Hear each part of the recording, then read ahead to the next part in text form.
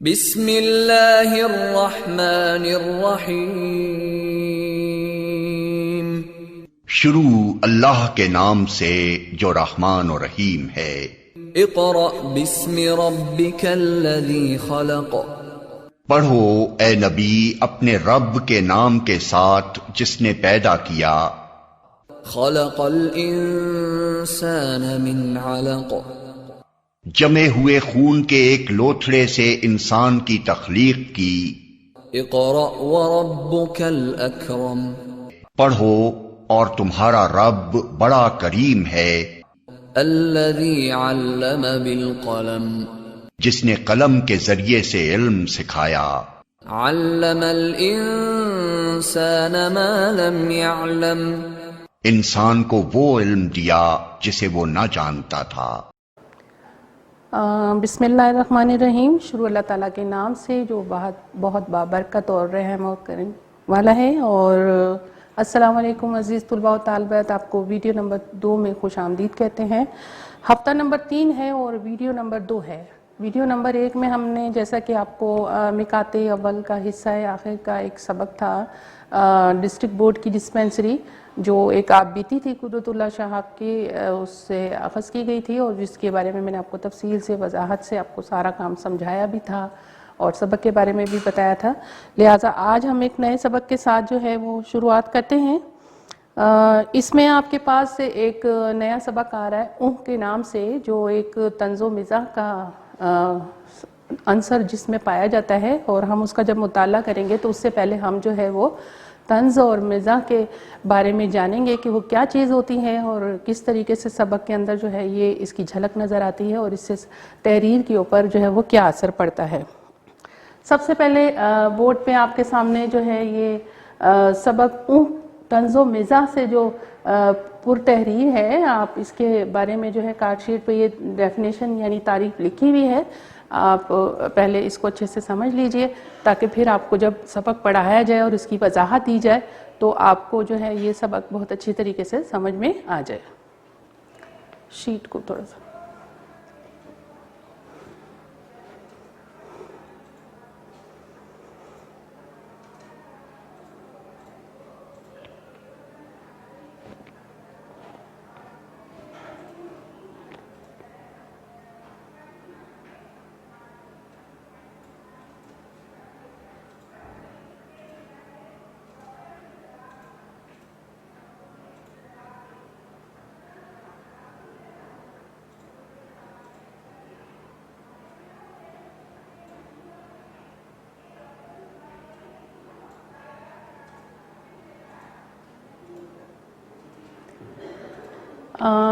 مزاح، جیسے مزاح سے نام سے ہی تھوڑا سا ظاہر ہو رہا ہے کسی عمل، خیال، صورتحال، واقعہ، لفظ یا جملے کے چند پہلو کو اجاگر کرنا۔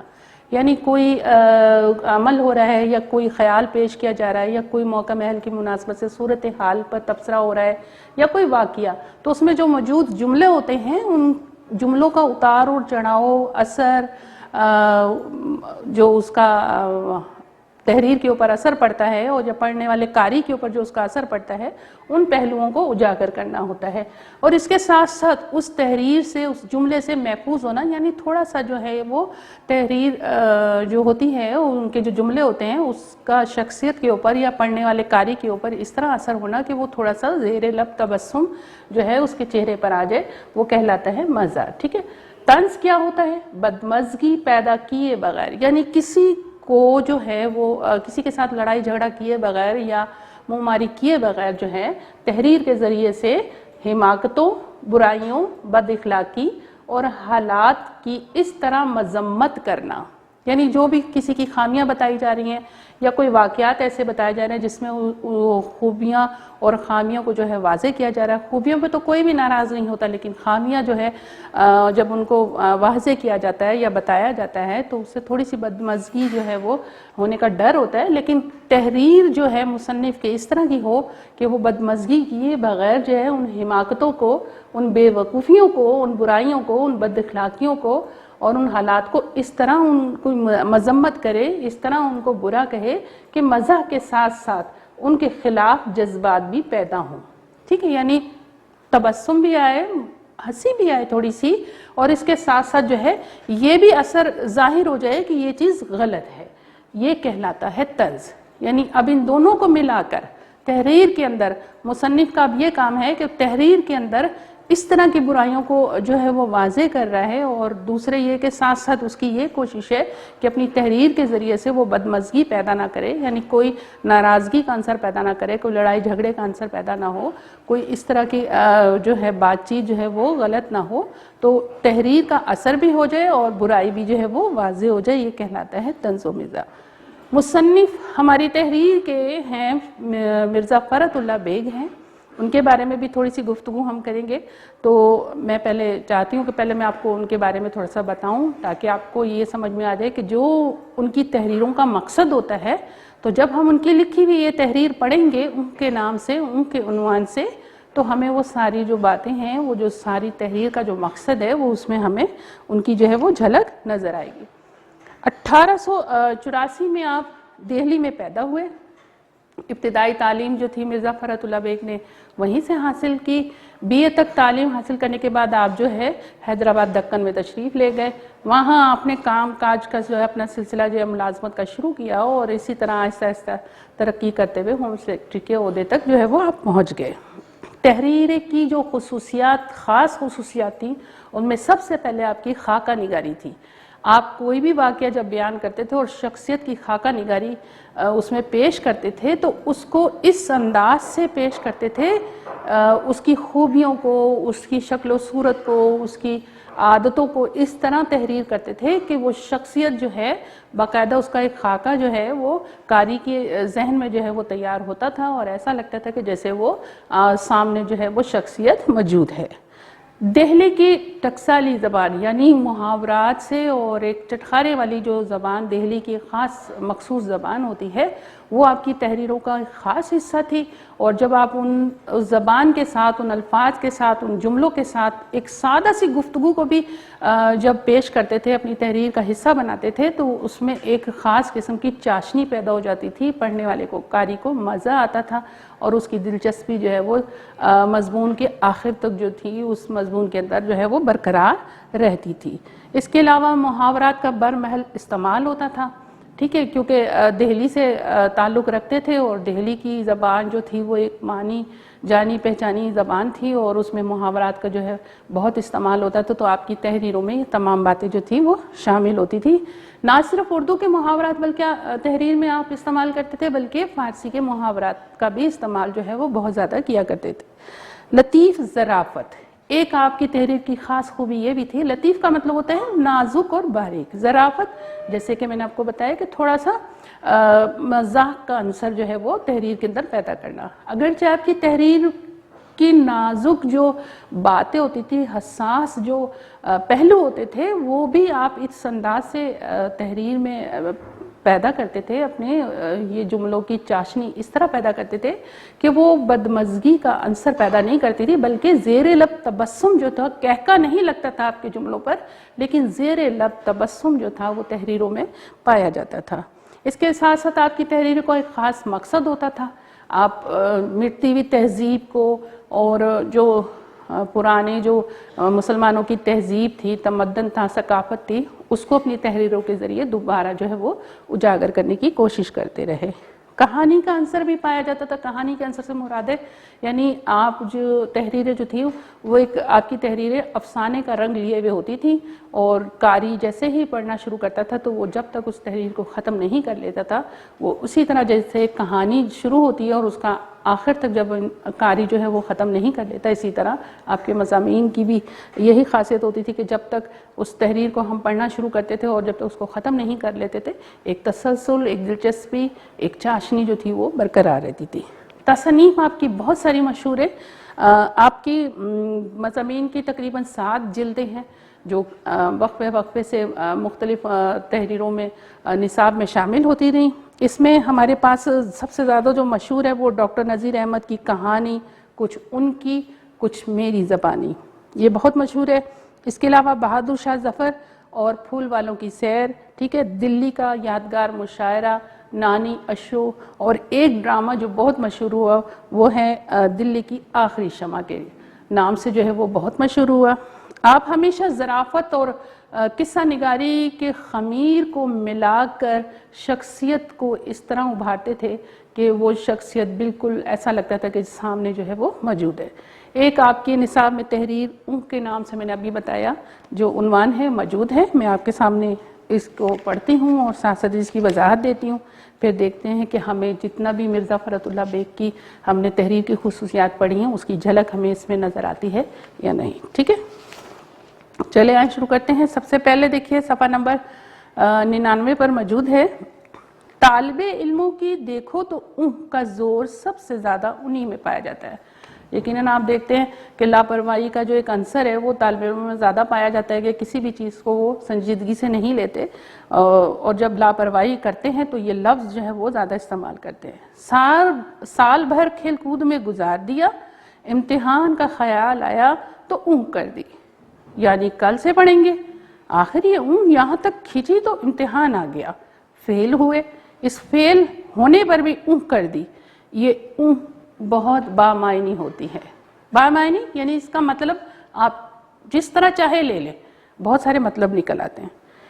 اس کے ایک معنی تو یہ ہے کہ باپ زندہ ہے، کھانے پینے اور اڑانے کو مفت ملتا ہے۔ اڑانے کو یعنی موج مستی، یعنی ابھی ماں باپ زندہ ہیں تو کوئی مسئلہ نہیں ہے، فیل ہوگے تو کوئی مسئلہ نہیں ہے، اپنے موج مستی اسی طرح چلتی رہے گی کیونکہ ماں باپ زندہ ہیں، وہ کما رہے ہیں، کھلا رہے ہیں، خرچ کر رہے ہیں۔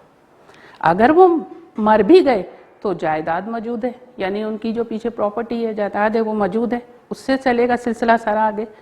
قرضہ دینے کو ساہوکار تیار ہے۔ ساہوکار کہتے ہیں سود پہ قرضہ دینے والے کو، یعنی ماں باپ زندہ ہے جب تک تو موج مستی اسی طرح چلتی رہے گی، فیل ہو گئے، نہیں پڑھا، لاپرواہی کی، سال ضائع ہو، کوئی مسئلہ نہیں، لیکن اگر وہ مر گئے تو اس کے بعد ان کی جائیداد موجود ہے، اور اگر وہ بھی نہیں ہے اتنی جائیداد ان کی کہ ہم اس سے آگے کی زندگی کو اسی طرح سکون سے، آرام سے، عیش سے گزار سکیں، تو کوئی نہ کوئی ایسا قرضے دینے والا انسان ہمیں مل جائے گا جو سود پر دے گا، تو ہم اس سے ادھار پیسے لے کے جو ہے اپنی زندگی کا سلسلہ شروع رکھیں گے۔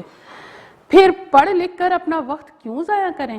دوسرے معنی یہ ہیں کہ ابھی ہماری عمر ہی کیا ہے، صرف 18 برس ہی کی تو ہے، اگر مڈل کے امتحان میں 2-4 دفعہ فیل ہو چکے تو کیا حرج ہے؟ 30 سال کی عمر تک بھی انٹر پاس کر لیا تو سفارش کے بل پر کہیں نہ کہیں چپک ہی جائیں گے۔ یعنی طالب علموں کی حیثیت سے سوچ کیا تھی ایک اس لفظ کو استعمال کر کے، یا کم از کم ولایت جانے کا قرضہ تو ضرور مل جائے گا، یعنی اگر کہیں نوکری وغیرہ نہیں ملی اپنے ملک میں تو تھوڑا بہت قرضہ اٹھا کے اور ولایت یعنی باہر کے ملک نکل جائیں گے، پھر وہاں کچھ نہ کچھ کر لیں گے، اور ذرا کوشش کی تو بعد میں معاف بھی ہو سکے گا، یعنی اگر تھوڑی سی کوشش کر لیں گے تو جو قرضہ ہم نے لیا ہے وہ معاف بھی ہو جائے گا۔ اس فیل ہونے پر ادھر انہوں نے اونھ کی، ادھر ماں باپ نے اونھ کی، یعنی ابھی تک تو میں نے آپ کو یہ بتایا کہ طالب علموں نے اونھ کی تو لاپرواہی سے ان کے ذہن میں کیا کیا مطلب نکلتے رہے اور وہ کس کس طریقے سے اپنی زندگی کو گزارنے کا سوچتے رہے۔ لیکن اگر اسی اونھ کو ماں باپ نے کیا، اس صورت میں اماں اور ابا کی اونھ کا دوسرا مطلب یہ ہے، یعنی یہ کہ بچہ ابھی فیل ہوا ہے، دل ٹوٹا ہوا ہے، ذرا کچھ کہا تو کہیں ایسا نہ ہو کہ رو رو کر اپنی جان ہلکان کر لے، یعنی ماں باپ نے اگر اونھ کر کے نظر انداز کر دیا اس چیز کو تو اس کا کیا مطلب ہوا؟ ان کے ذہن میں یہی ہوگا کہ بچہ جو ہے ابھی فیل ہوا ہے اور اس کا دل جو ہے وہ ٹوٹ گیا ہے، اور وہ ایسا نہ ہو کہ ندامت کے مارے وہ جو ہے رو رو کر اپنی جان ہلکان کرے یا کہیں جا کر ڈوب مرے، ایسا نہ ہو کہ خودکشی کر لے۔ غرض اس اونھ نے صاحبزادے صاحب کی تعلیم کا خاتمہ بالخیر کر دیا، یعنی اس کی تعلیم کا آگے کا سلسلہ جو ہے اس اونھ نے یہیں پر ختم کر دیا، ماں باپ کی اونھ نے۔ ٹھیک ہے، اب یہ اونھ دوسری جگہ پر کیا کام کرے؟ یہاں پر طالب علم کی حیثیت سے اس نے کام خراب کرا، والدین نے اونھ کری تو اس کی وجہ سے اس بچے کا کیا حال ہوا، اس کی تعلیم کا کیا حشر ہوا، یہ یہاں پر یہ نقصان ہو گیا۔ اب آگے دیکھیے لکھا ہے گھر والی کی اونھ سب سے زیادہ خطرناک ہوتی ہے۔ ٹھیک ہے، گھر والے یعنی جو گھر کی سربراہ ہے یا بیوی کے درمیان جو ایک رشتہ ہے اور اس رشتے کے لحاظ سے جو گھر پورا سنبھالے ہوئے ہے وہ عورت، اس نے اگر اونھ کر دی تو یہ کتنی خطرناک ہو سکتی ہے یہ اونھ۔ کسی ماما پر خفا ہوئی، ماما کہتے ہیں نوکرانی کو، کسی ماما پر خفا ہو رہی ہے وہ برابر جواب دیے جاتی ہے، یہ اونھ کہہ کر خاموش ہو جاتی ہے، لیجئے نوکر شیر ہو گئے، یعنی اگر مالکن نے خاموشی اختیار کر لی، اونھ کہہ کے نظر انداز کر دیا نوکر کے جواب کو، تو وہ نوکر جو تھے وہ شیر ہو گئے، حاوی ہو گئے، ٹھیک ہے، زبان چلانے لگے، گھر کا سارا انتظام درم برم خود ان کے اختیارات سے، گھر کی حکومت ان سے چھن گئی، ماماؤں کے ہاتھ میں چلی گئی، کوئی چیز چوری ہو گئی، بیگم صاحبہ نے ادھر ادھر ڈھونڈا، کچھ تھوڑا بہت غل مچایا، غل کہتے ہیں شور مچانے کو، آخر اون کر کے بیٹھ گئی۔ اب کیا ہے، پٹاری میں کتھا چھالیا غائب، خرچ کی صندوقچی سے پیسے غائب، صندوق سے کپڑے غائب، غرض رفتہ رفتہ سارے گھر کا صفایا ہوگا۔ یعنی نوکروں کے اوپر جو ہے وہ گھر چل پڑا تو پھر جو ہے وہ سب چیزیں آہستہ آہستہ غائب ہونے لگی، نقصان ہونے لگا، الماری میں سے کپڑے غائب ہونے لگے، چیزیں چوری ہونے لگی۔ تو یہ جو سلسلے جو گھر میں شروع ہوئے، اس سے پورے گھر کا جو ہے وہ نظام جو ہے وہ دھرم برم ہو گیا۔ ماما نے کوئی رکابی توڑ ڈالی، شکایت ہوئی، انہوں نے وہی اپنی اونھ کا استعمال کیا۔ یعنی بات کو سنجیدگی سے کوئی اس کا نوٹس نہیں لیا یا اس پر جو ہے کوئی تنبیہ نہیں کری، کوئی ڈانٹ ڈپٹ نہیں کری اور بلکہ نظر انداز کر دیا، تو اس سے نوکر جو تھے وہ شیر ہوتے چلے گئے۔ نتیجہ یہ ہوا کہ تھوڑے ہی دنوں میں الماری کے پیچھے سے شیشے اور چینی کا اتنا ٹوٹا ہوا سامان نکلا کہ خاصے کئی صندوق بھر جائے۔ بچوں نے کوئلے سے دیواروں پر لکیریں کھینچی، دروازوں پر پینسل سے کیڑے مکوڑے بنائے، پہلے تو تھوڑی بہت بگڑی، پھر اون کر کے چپ ہو گئی۔ یعنی وہی بات ہے کہ سنجیدگی سے اس چیز کو جو ہے وہ معاملے کو سلجھانے کی کوشش نہیں کی، بلکہ اس کو نظر انداز، یعنی نظر انداز کر دینے سے کتنے مسائل پیدا ہوتے ہیں، یہ چیز جو ہے ان پیراگراف میں بتائی گئی ہے۔ اب رہے میاں، تو ان کی اون سب سے زیادہ تیز ہے۔ بیوی کسی بات پر بگڑی، میاں اون کر کے چلے گئے۔ ہاں یہ ضرور ہے کہ میاں بیوی کی یہ اون بعض اوقات وہ کام کر جاتی ہے جو بڑے بڑے افلاطون صلاح کار بھی نہیں کر سکتے۔ یعنی اون کہہ کر نظر انداز کر دینے کی جو عادت تھی میاں میں یا بیوی میں، وہ بعض اوقات اتنا فائدہ اس سے ہوتا ہے۔ کیا فائدہ ہوتا ہے یہ دیکھیے، بیوی کو غصہ آیا، میاں نے اون کر دی، چلو لڑائی کا خاتمہ ہوا۔ میاں کسی بات پر بگڑے، بیوی نے اون کر دی، میاں کا غصہ ٹھنڈا ہو گیا۔ اگر اون کے بجائے جواب دیا جاتا تو میاں کو گھر چھوڑنا اور بیوی کو میں کے جانا پڑتا۔ یعنی دونوں میں اگر تکرار ہوتی اور یہ اون کر کے نظر انداز نہ کرتے اس غصے والی گفتگو کو، تو پھر جو یہ سلسلہ جو تکرار کا بڑھتا اور یقیناً پھر ایک آدھے انسان کو جو ہے یعنی بیوی کو میکے جانا پڑتا یا میاں کو گھر سے اس ٹائم جانا پڑتا، تو اس چیز کا اثر جو ہے پورے گھر کے اوپر پڑتا، بچے اگر ہوتے تو بچوں کی شخصیت پہ پڑتا، یعنی لڑائی جھگڑے جو ہے مزید بڑھ جاتا۔ لیکن یہاں پر اون جو ہے وہ فائدہ مند ہوئی، میاں نے کرا تو بیوی کا غصہ ٹھنڈا ہو گیا اور بیوی نے کرا تو میاں کا غصہ ٹھنڈا ہو گیا۔ ہر معاملے کی دو ہی صورتیں ہیں، فتح یا شکست، اور دونوں صورتوں میں اون نقصان دہ ثابت ہوتی ہے۔ شکست پر جس نے اون کی، اس نے گویا شکست کو شکست نہ سمجھا۔ یعنی اگر وہ ہار گیا ہے، شکست ہوگی اس کو کسی معاملے میں، یا جیسے کہ طالب علم فیل ہو گیا اور انہوں نے اون کر دی، تو یہ غلط ہے، ٹھیک ہے۔ جس نے فتح پر اون کی، اس نے گویا اپنی ہمت کی قدر نہیں کی۔ وہ آج نہیں ڈوبا تو کل ڈوبے گا۔ دنیا میں وہی لوگ کچھ کر سکتے ہیں جو فتح کو فتح اور شکست کو شکست سمجھے۔ یعنی جو اپنی فتح کو فتح سمجھتے ہیں اور سمجھتے ہیں کہ ہمت سے ہم نے کام لیا ہے، تو یقیناً وہ کامیاب ہوں گے آگے، ٹھیک ہے۔ اور اسی کے بل بوتے پہ وہ اس ہمت کو پہچان لیں گے، اس ہمت کو اپنے اندر چھپی ہوئی طاقت کو اور ہمت کو تلاش کر لیں گے، تو اس کی بنیاد پر جب وہ آگے ترقی کے کام منازل طے کریں گے تو یہی ان کی کامیابی کا راستہ بنے گا۔ لیکن اگر وہ شکست کو شکست نہیں سمجھے، یعنی اگر اپنی ہار کو ہار سمجھ کے اگر انہوں نے مزید محنت نہیں کی، تو یہاں بھی وہ نقصان اٹھائیں گے۔ دنیا میں وہی لوگ کچھ کر سکتے ہیں جو فتح کو فتح اور شکست کو شکست سمجھے۔ اب رہے اون والے جو لاپرواہی سے شکست اور فتح کو برابر سمجھتے ہیں، یعنی شکست کو اور فتح کو برابر ہی انہوں نے لے لیا اور اون کر کے نظر انداز کر دیا، تو بس ان کا اللہ ہی حافظ ہے۔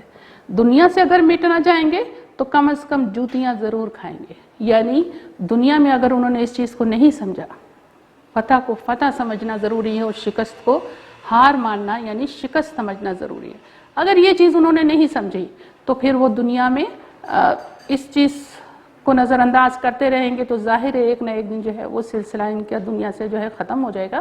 لیکن اگر وہ نہ سلسلہ ختم ہوا یا اس چیز کا ان کی شخصیت پہ اثر نہ پڑا، ان کی زندگی پہ اثر نہ پڑا، تو وہ دنیا میں جوتیاں جو ہیں، ایک کھانا جو ہے وہ ایک محاورہ ہے، کہنے کا مقصد یہ ہے مصنف کا کہ وہ دنیا سے جو ہے تنقید کی ہوئی باتیں جو ہیں یا طنز کی ہوئی جو باتیں ہیں وہ ضرور سنیں گے. ٹھیک ہے، تو یہ یقیناً آپ کی سمجھ میں سبق آ گیا ہوگا. اور مصنف کے بارے میں جیسے میں نے آپ کو کچھ ان کی خصوصیات بتائی تھی، وہ اس کے پیش نظر اس تحریر میں ہمیں یہ ساری بات اچھے سے سمجھ میں آئی. یعنی دیکھا جائے تو ان کو جو ایک طنز سے جو ہے ایک حرکت کرنے کا جو طریقہ ہے وہ کر دینے سے ہمیں جو ہے کتنے سارے مسائل کا سامنا کرنا پڑتا ہے اور اس کے کتنے معنی نکل جاتے ہیں. ایک ان سے ہمیں کوئی خاص فائدہ حاصل نہیں ہوتا، لیکن ہمیں اگر اپنے تمام اعمال کو صحیح کرنا ہے تو ہمیں اس چیز کو، اس نقصان کو، اس بات کو سمجھنا بہت ضروری ہے، اور اسی کے پیش نظر جو ہے پھر ہم اپنی اصلاح بھی کر سکتے ہیں اور آگے ترقی کا جو راستہ جو ہے وہ طے کر سکتے ہیں. یہاں سبق کے ساتھ جو ہے آپ کے مشقی سوالات جڑے ہوئے ہیں، جس میں سوال جواب ہے، کثیر الانتخابی سوالات ہیں، پھر اس کے بعد سابق کے لاحقے ہیں. قواعد کا کوئی خاص اس میں موضوع نہیں ہے سوائے سابق کے لاحقے کے، لیکن مشقی سوالات میں مرکزی خیال اور خلاصہ جب بھی آپ تحریر کریں گے تو مصنف کا حوالہ ضرور دیں گے. یہ میں نے پچھلی ویڈیو میں بھی بتایا تھا، اس بار پھر تاکید کر رہی ہوں. مرکزی خیال جو ہمیں اس سبق سے حاصل ہوا ہے اس میں ہمارے پاس مصنف جو کہتے ہیں وہ یہی کہتے ہیں کہ نہایت ظریفانہ انداز سے ہمارے معاشرے کا ایک منفی رویہ جو کر دینے کا ہے، یعنی تنقید کرنے کا جو رویہ ہے، اس میں جو نظر انداز کرنے کا جو طریقہ ہے وہ جو ہے ہمارے پورے معاشرے کے لیے خطرناک ہے. سب سے پہلے تو ہمیں اس چیز کو ہمارے پاس جو بھی تحریر ہوتی ہے اس سے جو بھی ہمیں مرکزی خیال یعنی جو سبق ہمیں ملتا ہے ہم اس کو غور کریں اور سمجھیں تو ہمیں ایک مثبت جو ہے تحریر جو ہے مل رہی ہوتی ہے، ایک خاص سبق ہمیں مل رہا ہوتا ہے. یعنی ہم جو کر کے نظر انداز کر دیتے ہیں ہر معاملے کو، تو ہمیں نظر انداز نہیں کرنا چاہیے. ہمیں اپنے تمام اعمال کو بہت اچھے سے غور کر کے اور اس سے جو ہے سبق حاصل کرنا چاہیے، اور وہی ہمارے آگے ترقی کا جو ہے وہ زینہ بنتی ہیں. یہاں پہ خلاصہ اور مرکزی خیال جو ہے آپ مصنف کے حوالے کے ساتھ تحریر کریں گے. مشقی سوالات وغیرہ تمام کام جو ہے وہ تدریسی مواد میں آپ کو تھوڑے سے کے بعد جو ہے مہیا کر دیا جائے گا، آپ اس کو اپنی کاپی پہ منتقل کریں گے. لیکن اس کے ساتھ ساتھ جو ہے آپ کو ہر سبق کے ساتھ ایک سرگرمی جو ہے وہ تیار تنقیدی جائزے کے ساتھ جو ہے ایک پیپر جو ہے وہ تیار کیا گیا ہے. وہ آپ اس کو اس سبق کا جائزہ لینے کے بعد، اس کا مطالعہ کرنے کے بعد اور تمام مشقی سوالات کو سمجھنے کے بعد جو ہے آپ اس تحریر کو جو ہے اس کو حل کریں گے، اور باقاعدہ اس کے نمبر ہیں جو آپ کو دیے جائیں گے. آپ وہ سارا کام جو ہے باقاعدہ ایک الگ پرچوں پہ یا ایک تحریری شکل کی کاپی پہ لے کر آپ اس کو حل کر کے اسکول میں جمع کرائیے گا. وہ چیک ہوگا کام اور اس کے نمبر دیے جائیں گے، اور اس کی باقاعدہ آپ ایک فائل بنائیے گا اور جو ہے ٹائم پر کام مکمل کرنے کی کوشش کیجیے گا. امید ہے کہ آپ کو یہ سبق سارا جو ہے وہ یاد ہو گیا ہوگا. اس میں مشقی کام جو آپ کے پاس سب سے زیادہ ہے، سب سے پہلے جو شروع ہوگا وہ الفاظ معنی سے شروع ہوگا. یہ بورڈ پر آپ کے سامنے شیٹ لگی ہے. اس میں جو ضروری مشکل الفاظ تھے وہ میں نے یہاں تحریر کر دیے ہیں، لیکن جیسے میں نے آپ کو سبق پڑھا ہے اس کے ساتھ ساتھ جیسے میں نے وضاحت دی ہے تو بہت سارے الفاظ کے معنی آپ کو وہاں سے مل جائیں گے. ٹھیک ہے، اس میں سب سے پہلے